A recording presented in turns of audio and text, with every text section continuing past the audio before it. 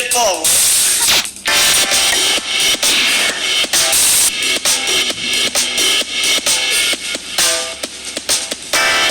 Nous vivons une période terrible. Après la Deuxième Guerre mondiale, les pays dits occidentaux ont connu une période de prospérité, mais également de progrès social inédit dans l'histoire de l'humanité. Mais depuis plusieurs décennies, un mouvement inverse s'est engagé. Les inégalités progressent férocement. Les peuples se sentent opprimés. Mais qui est l'oppresseur? Nicolas Framont et Selim Derkaoui ont écrit l'essai La guerre des mots, édité par Le Passager clandestin. Ils sont les animateurs du magazine en ligne Frustration. Leur thèse, c'est que l'arme principale de cet oppresseur, c'est le langage. Ce sont les mots. Des mots distillés dans les médias au sein des institutions. Et la première ruse de ceux qui nous dominent serait de nous empêcher de les nommer. Bonjour Nicolas et Selim. Bonjour, bonjour. Comment nommez-vous la classe dominante dans notre société aujourd'hui? On la nomme la bourgeoisie. La bourgeoisie, c'est la classe dominante dans notre société aujourd'hui, mais en réalité, c'est la classe dominante depuis plusieurs siècles. C'est la classe qui domine le travail au sein de la société capitaliste. C'est la classe qui possède les moyens de production, c'est-à-dire qui possède notre économie et qui fait travailler les autres pour ce compte-là. Nous, il nous a semblé important de la nommer ainsi, car c'est en fait comme ça qu'elle se nomme elle-même depuis qu'elle a pris le pouvoir sur l'aristocratie à la fin du XVIIIe siècle. Et il nous semble qu'en utilisant le terme de bourgeoisie, on dit clairement les choses. On rappelle clairement son origine liée au système capitaliste, on rappelle clairement le fait qu'elle règne sur le travail, et on rappelle clairement qu'il s'agit d'une classe bien définie, bien fermée sur elle-même, qui se reproduit à travers le temps, et pas simplement tous les termes qu'on emploie actuellement et qui nous semblent trop flous, comme par exemple dire les riches, ce qui nous semble flou parce que c'est simplement les désigner par rapport à leur richesse et pas par leur pouvoir sur le travail capitaliste, ou encore la caste, ou encore l'élite, qui sont des termes flous dans lesquels on peut mettre à peu près tout le monde sans mettre l'accent sur le lien avec le système économique capitaliste. Justement, comme par les exemple, dominants. vous parlez des 1% des ultra riches, c'est déjà problématique. Oui, déjà parce qu'on parle encore une fois que de leur richesse et pas du tout justement en tant que classe bourgeoise, c'est-à-dire en tant que sociabilité, etc. Comme ils vont justement se régénérer par les écoles, par leur cursus, par leur famille, par leur réseau. Et par les ultra-riches, encore une fois, c'est très minoritaire et c'est pas prendre l'ensemble de la classe bourgeoise qui est quand même un peu plus large que ça. Et se contente pas justement des 0,1% des ultra-riches, entre guillemets. Mais alors, c'est pas 0,1%, c'est pas 1%, c'est combien de pourcents? Les gens, en regardant, vont se demander, est-ce que je suis un bourgeois? Est-ce que j'appartiens à la classe qui opprime? Ils vont se poser des questions. Et finalement, c'est quoi les limites de la bourgeoisie?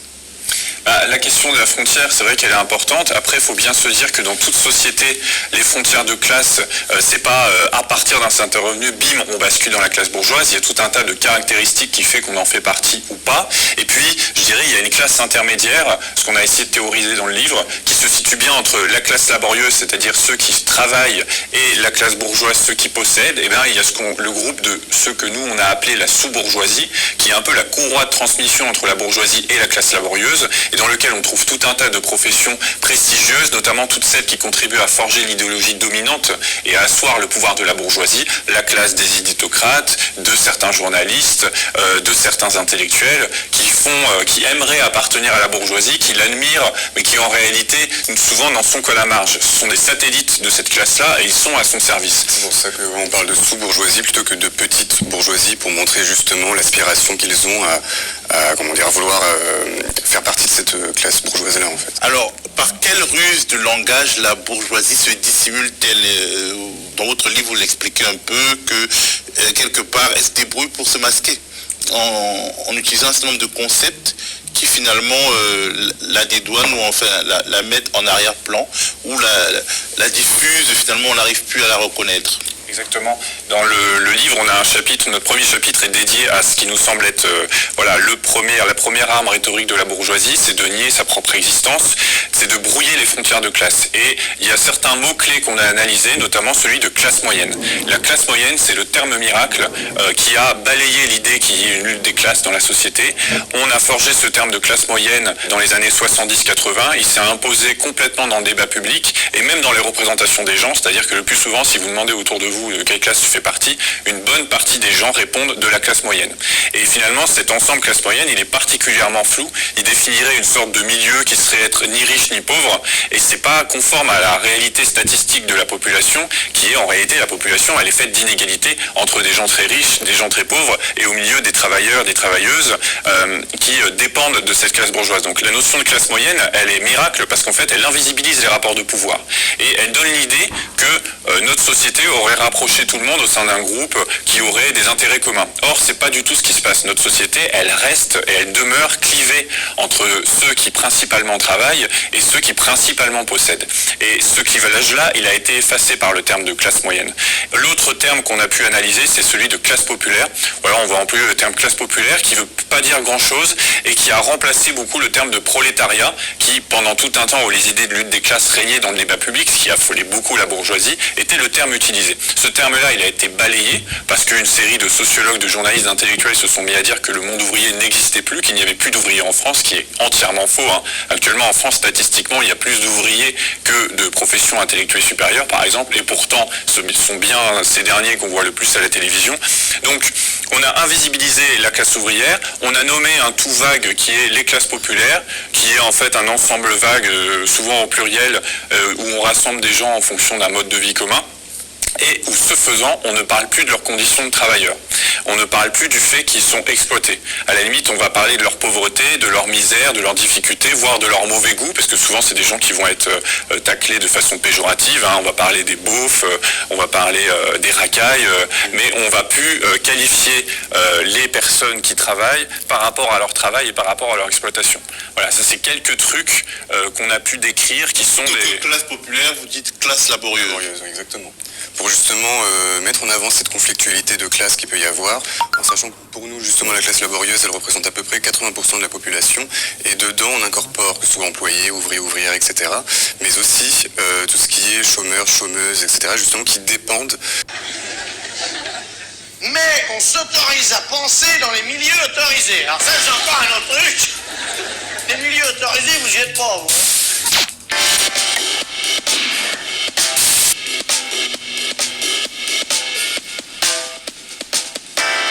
Nous vivons une période terrible. Après la Deuxième Guerre mondiale, les pays dits occidentaux ont connu une période de prospérité, mais également de progrès social inédit dans l'histoire de l'humanité. Mais depuis plusieurs décennies, un mouvement inverse s'est engagé. Les inégalités progressent férocement. Les peuples se sentent opprimés. Mais qui est l'oppresseur? Nicolas Framont et Selim Derkaoui ont écrit l'essai « La guerre des mots » édité par Le Passager clandestin.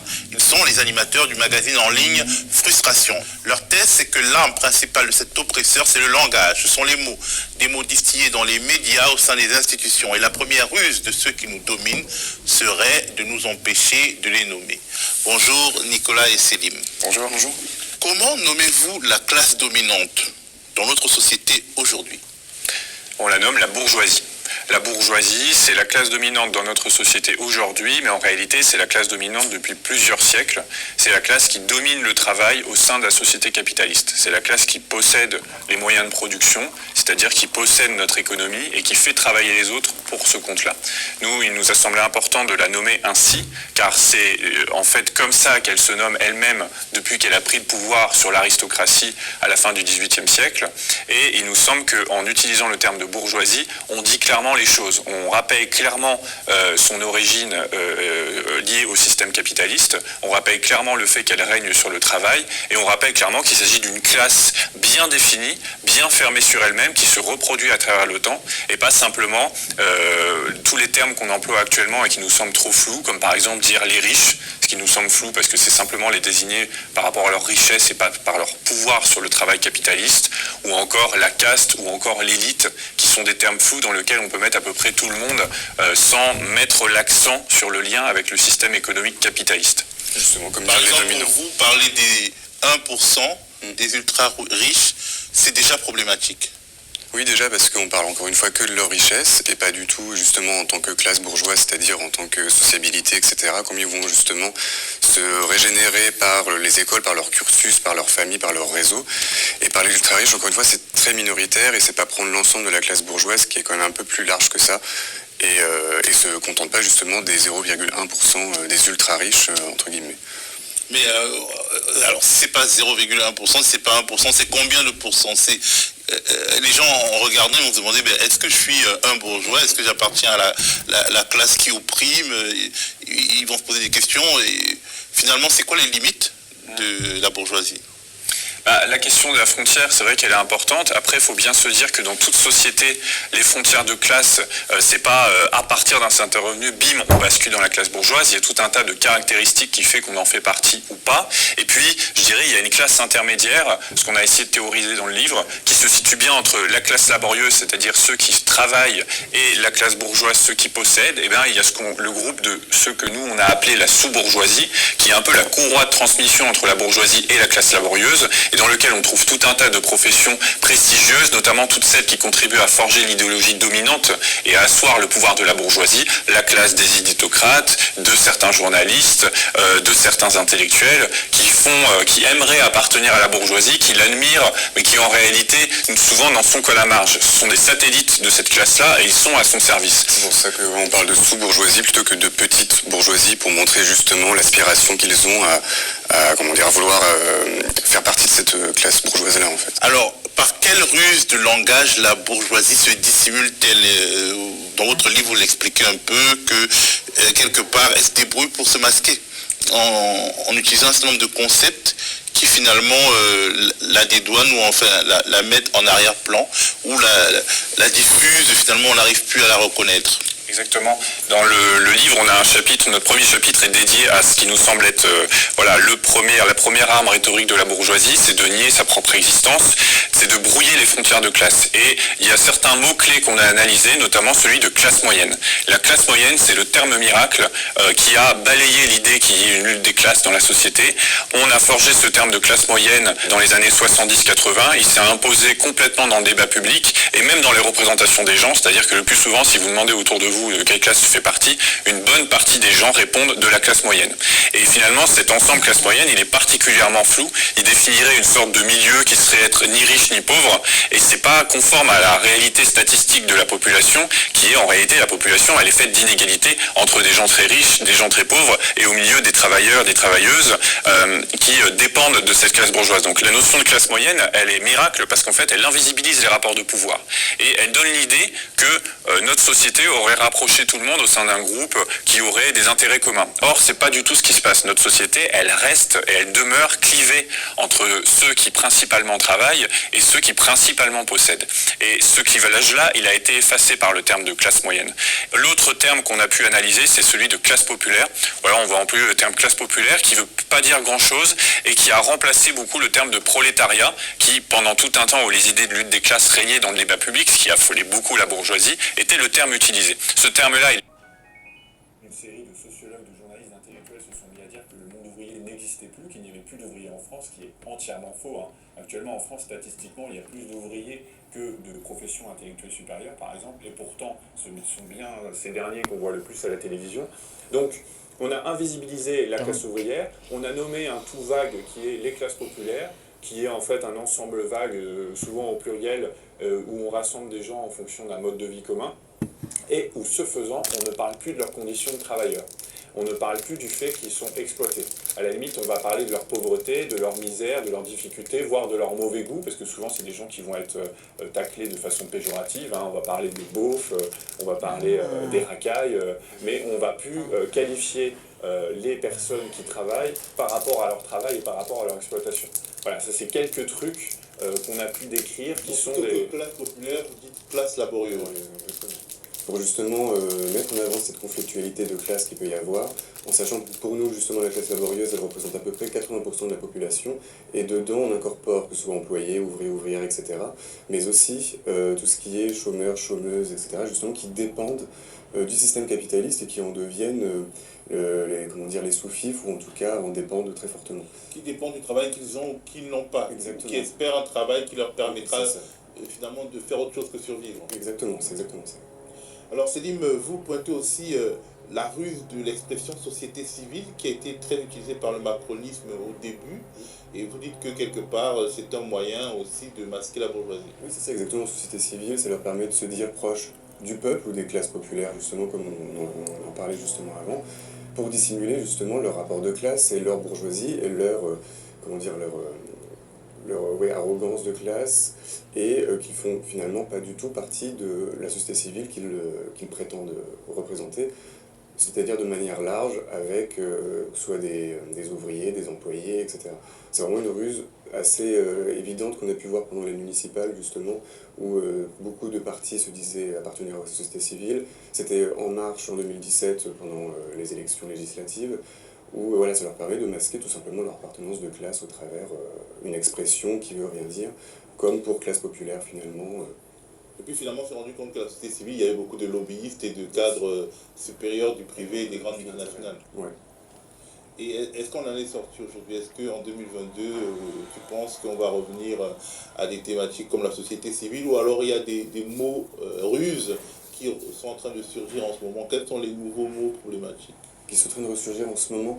Moi je trouve que, justement là t'en parlais de classe populaire, c'est vraiment quelque chose qui va être très important, parce que beaucoup de partis politiques vont se prétendre être les voix des classes populaires, sans justement mettre ce conflit de classe qu'il peut y avoir en parlant de classe laborieuse, de manière assez démagogique, et surtout d'une manière assez folklorique. On va parler du peuple, comme peuvent le faire par exemple à Onfray, comme on a pu le faire avec Jean-Pierre Pernaut par exemple, qui a démissionné, enfin, en tout cas il était à la retraite. Il y a beaucoup de gens qui ont des projections sur les classes populaires, qui regardent Jean-Pierre Pernaut, etc., leur fantasme un petit peu, des petits blancs qui regardent son JT, comme d'autres peuvent fantasmer sur les classes populaires en banlieue, etc. Mais toujours, encore une fois, en balayant le conflit de classe, et toujours de manière assez paternaliste. Et je pense que... Et culturel en gros, ouais, c'est-à-dire c'est les culturel. rodéos en banlieue, ou c'est la fête de la tourte. C'est toujours, je dirais pas culturel, c'est même c'est des images d'Épinal en fait. Ouais, exactement.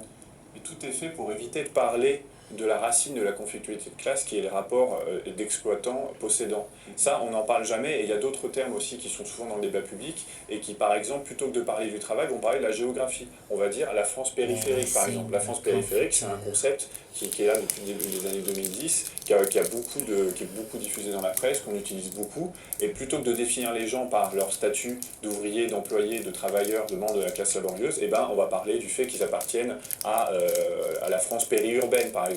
Ce qui n'est pas une vraie réalité sociologique, parce qu'en fait, en France, d'ailleurs cette thèse, elle a été combattue par beaucoup de sociologues et géographes qui montrent que non, la France, elle n'est pas clivée géographiquement au point que ça soit ça le prisme explicatif de la lutte des classes de nos jours. Le prisme explicatif de la lutte des classes de nos jours, ça reste le travail et la position dans le système capitaliste. Et c'est vrai que moi je pense que en 2022, sans doute que ce sera plus les membres de la société civile qui sera le truc, il y aura d'autres termes qui seront utilisés pour noyer le poisson, parce qu'à chaque fois la bourgeoisie, elle est tout le temps en train de noyer ce conflit de classe avec des artifices qu'elle est obligée de remplacer progressivement à chaque fois, parce qu'au bout d'un moment, ils ont du plomb dans l'aile. Tout le monde a vu que les membres de la société civile de Macron, en réalité, c'était des patrons, c'était des hauts cadres de la finance, c'était des lobbyistes, comme tu disais tout à l'heure.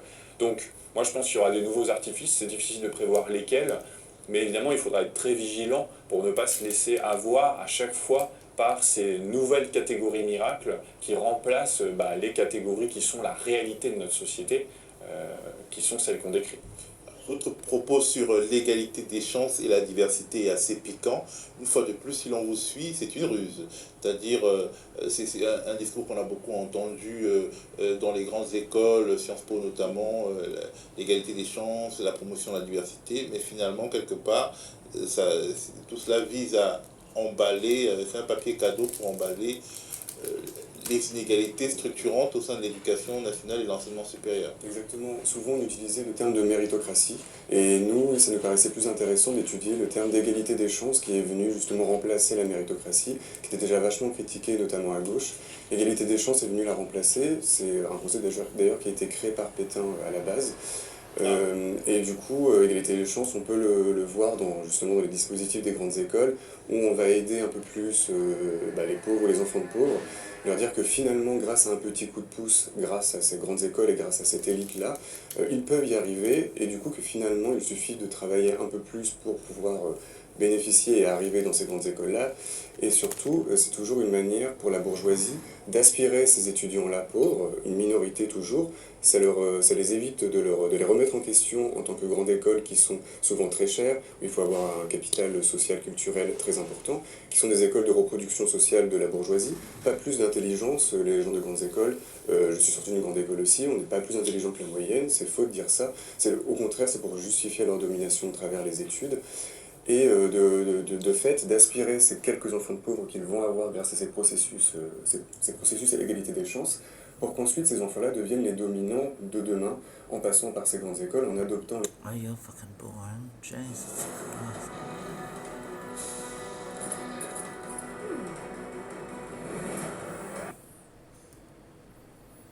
Nantes. Le juge Jackson, chargé de l'affaire, affirmera qu'il n'y a pas de différence fondamentale entre Bill Gates et John Rockefeller, magnat du pétrole, et l'un des hommes les plus riches du monde à la fin du 19e siècle. Same as these fucking mental patients. 18 mai 1998. États-Unis. Le département de la justice ainsi que 20 États américains décident d'attaquer Microsoft, accusant le géant informatique d'abuser de son monopole pour étouffer ses concurrents. Particulièrement ciblé, le navigateur Internet Explorer.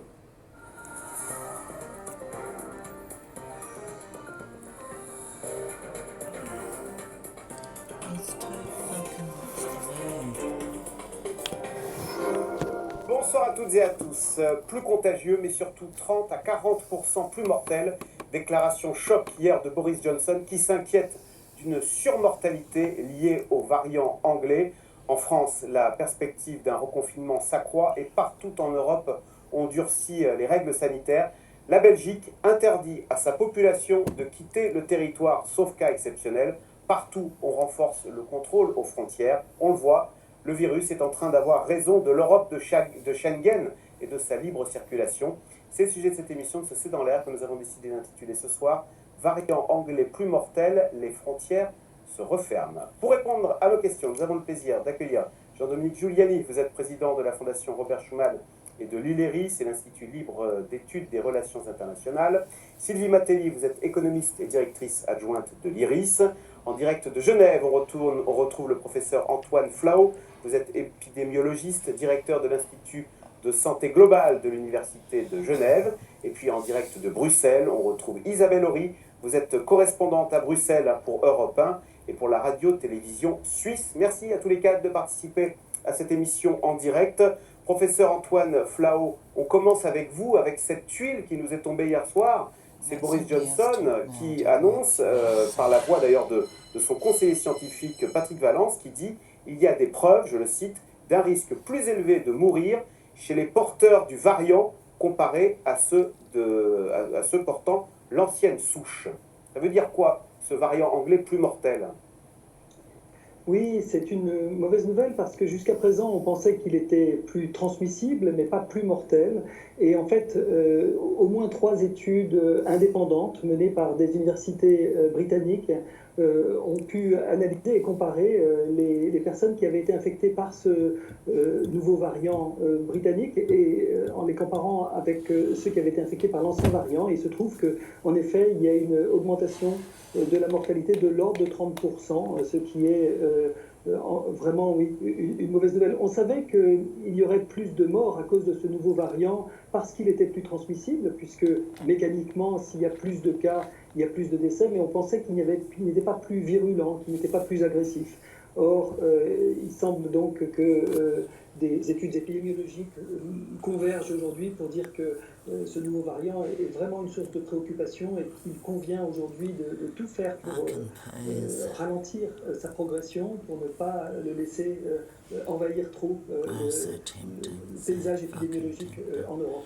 Je parle sous votre contrôle, professeur Flau, et Patrick Vallance, donc, qui est le conseiller santé de Boris Johnson, dit sur un groupe de 1000 personnes de plus de 65 ans.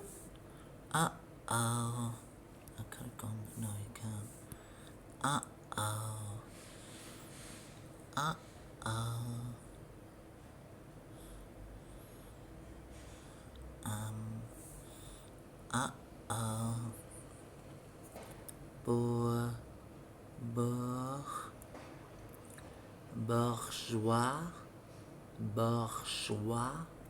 bourgeois, bourgeoisie, bourgeoisie, bourgeoisie.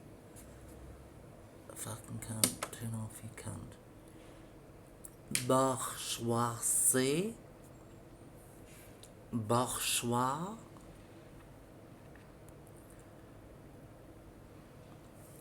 Fucking bitch. Bourgeoisie. Let's go to the wiki shitpedia. Oh.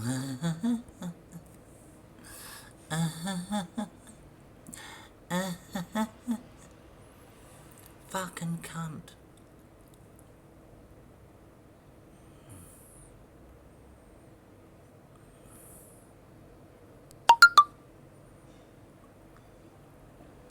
Bourgeoisie, classe sociale. Cet article possède un paronyme, voire bourgeois. Le mot bourgeoisie a un sens qui varie selon les époques. La gouvernante peinture de Jean-Sémion Chardin, 18e siècle. Cunt. Fucking bitch. Originalement et de façon générale, il s'agit de la qualité de ceux qui habitent le bourg.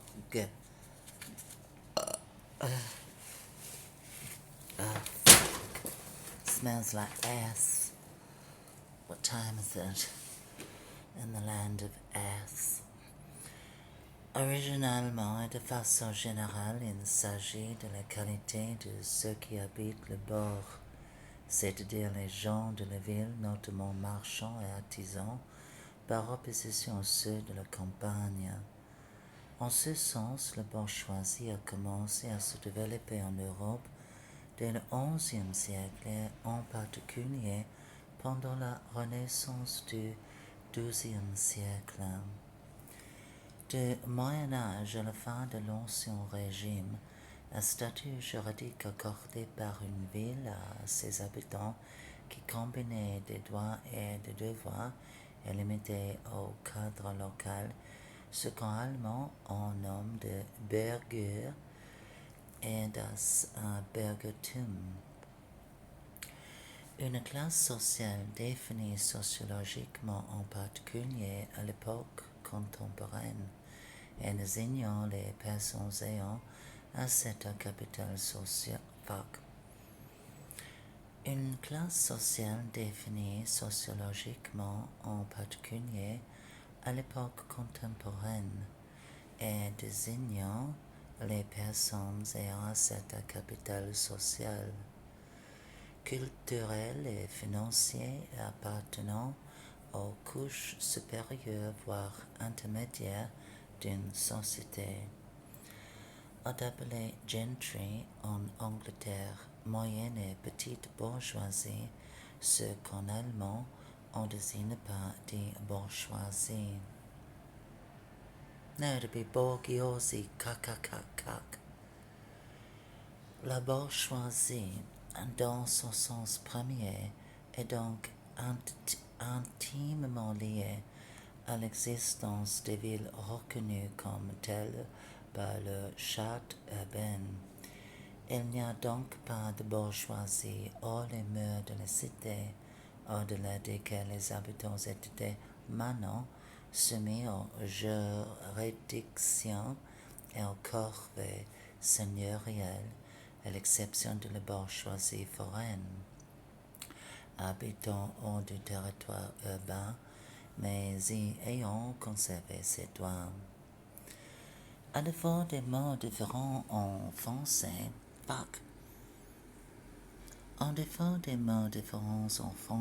il s'est créé dans de nombreux écrits une espèce de confusion alors que les notions sont différentes. Ainsi, un modeste savetier peut être bourgeois d'une ville parce qu'un de ses ancêtres et à qui ce droit héréditaire et être membre de ce fait d'une corporation. de la milice urbaine du corps municipal, alors que dans cette même ville, un riche financier né à la campagne ne peut y être qu'un simple habitant, sans aucun droit politique et ne pouvant de ce fait pas se désigner dans les actes juridiques comme bourgeois de cette ville, ni jouir des privilèges, par exemple, de juridiction réservés aux bourgeois. De nos jours, on désignera le financier comme riche bourgeois et le savetier comme simple artisan. Historiographie influencée par le marxisme ou par les mouvements aristocratiques contre-révolutionnaires a considéré la bourgeoisie comme à l'origine de l'individualisme libéral, de la valeur travail. Long shitty sentence. L'historiographie influencée par le marxisme ou par les mouvements aristocratiques contre-révolutionnaires a considéré la bourgeoisie comme à l'origine de l'individualisme libéral, de la valeur travail, du capitalisme, mais aussi à l'origine de la libre conscience, de la démocratie libérale et des régimes d'opinion ou des révolutions françaises et américaines. Mais historiographie récente montre plutôt l'extrême diversité de sa classification et de son idéologie. Origine du mot. I can't even be fucked. How fucking dumb. Émergence. Une classe bourgeoise émerge d'une part en Italie et d'autre part dans le 11 au XIVe siècle après la Grande Peste, quand les habitants des villes d'Avare, nettement plus riches que ceux de la campagne, ces personnes qui en général n'exercent pas directement un métier manuel, disposent de revenus relativement élevés et réguliers qui leur confèrent davantage de puissance et d'influence dans la société, les rapprochent des classes dirigeantes et du clergé et les éloignent de la paysannerie. Ainsi, dans la bourgeoisie médiévale, le propriétaire de moulins devient assez important dans l'économie locale pour s'opposer au seigneur. Au cours des siècles suivants, le terme s'utilise plutôt pour désigner les premiers banquiers et les gens dont les activités se développent dans le commerce et la finance. Enfin, jusqu'à 1792, puis pendant la Restauration, le terme de bourgeois ou les familles bourgeoises désigne les habitants d'un bourg ou d'une ville jouissant, dans le cadre de la commune, de certains privilèges, par exemple la commune de Saint-Germain-en-Laye, Roi ou Melas. Charles Quint, un petit bourgeois de la commune de Gand, et Charles Brunswick, bourgeois de la ville d'Édimbourg. Ces communes ou villes sont reconnues comme telles par les pouvoirs, les rois de France ou les empereurs de Saint-Empire romain germanique. Analyse historico-géographique. Oh, isn't it disgusting? Fuck. Makes me sick to my skin. La bourgeoisie en Europe, 1514. Et je pense que c'est néerlandaise. 1517, les origines, la bourgeoisie urbaine médiévale. C'est au XIe siècle qu'apparaît la bourgeoisie. À l'origine, le terme de bourgeois désigne l'habitant du bourg Et c'est donc le développement des villes en Europe qui a permis le développement de la bourgeoisie. Or, les villes européennes présentent au Moyen Âge nombre de caractéristiques remarquables. Après l'effondrement de l'Empire romain et en même temps que lui de la structure urbaine sur laquelle il s'appuyait, une renaissance urbaine se dessine à partir du XIe siècle. It is XIe, n'est-ce pas? Des milliers de villes naissent alors, mais sont bien souvent organisées selon un modèle encore campagnard, n'est au guère qu'un regroupement rural, incluant dans les murs champs et jardins. Seules certaines d'entre elles vont réellement s'urbaniser en mettant en place une nouvelle structure sociale. Elles jouent un rôle moteur évident en Italie du Nord, entre Loire et Rhin, et sur les côtes méditerranéennes.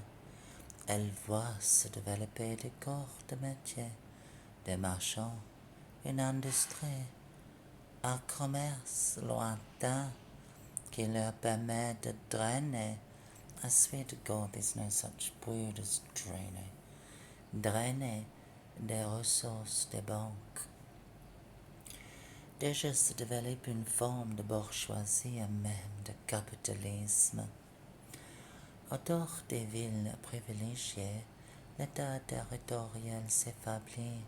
Si celui-ci renaît en France, en Angleterre, en Espagne, en revanche en Italie, dans les Flandres, en Allemagne, les villes sont bientôt parfois suffisamment fortes pour se constituer en univers autonome et s'affranchir de l'espace politique ancien, acquérant ou extorquant des privilèges, se constituant ainsi un véritable rempart juridique. Ces villes désormais sans entrave innovent dans tous les domaines sur le plan financier, avec les emprunts publics, le Ponte Vecchio de Florence et la lettre de change, la création de premières sociétés commerciales. Sur le plan industriel, sur le plan commercial, les échanges lointains se développent. Les villes deviennent de petites patries de bourgeois. À Florence, à Venise ou à Nuremberg, avec Hitler, une mentalité nouvelle se met en place qui est le tout premier capitalisme d'Occident. À la différence du noble qui augmente les impôts seigneuriaux pour ajuster les revenus à ses dépenses, le marchand calcule ses dépenses selon ses revenus et cherche à n'investir qu'un bon échange en identifiant et en limitant les risques. En France, en France, sous l'Ancien Régime, être bourgeois d'une ville de l'époque médiévale et moderne permettait de bénéficier d'un statut juridique défini par sa ville, qui combinait des droits et des devoirs. Selon Félix Colmet, d'âge à partir du XVe siècle, aucun statut juridique particulier ne fut plus attaché au titre de bourgeois, sauf s'il s'agissait d'artisans, de fabricants ou de marchands astreints au respect.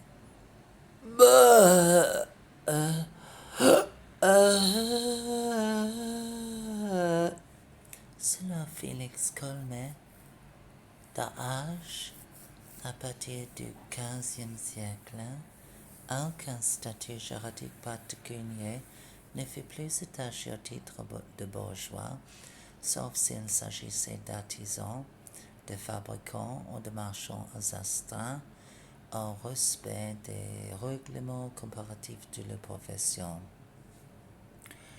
La monarchie considérait le droit de bourgeoisie comme un statut secondaire limité au cadre local. Bourgeois de Paris n'est par exemple qu'une des expressions employées pour désigner les roturiers parisiens dans les textes monarchiques. La monarchie considérait le droit de bourgeoisie comme un statut secondaire limité au cadre local. Bourgeois de Paris n'est par exemple qu'une des expressions employées pour désigner les roturiers parisiens dans le texte monarchique. Au sein de la société d'Ancien Régime, la bourgeoisie appartenait au tiers-état. En 1791, le bourgeois est celui qui appartient au tiers-état tout en se distinguant de celui-ci par la puissance de certains privilèges. La bourgeoisie, qui n'appartenait ni au premier ordre, le clergé, ni au second ordre, la noblesse, mais au tiers-état, possédait pourtant des privilèges qui le distinguaient largement du peuple. Les bourgeois faisaient partie du tiers-état des villes par opposition aux gentilshommes et aux ecclésiastiques. La notion de bourgeoisie était employée dans deux exceptions pour définir une partie du tiers-état urbain. Fuck business. L'une comprend la bourgeoisie au sens de l'état roturier, indéfini par des critères de richesse et de la réussite sociale.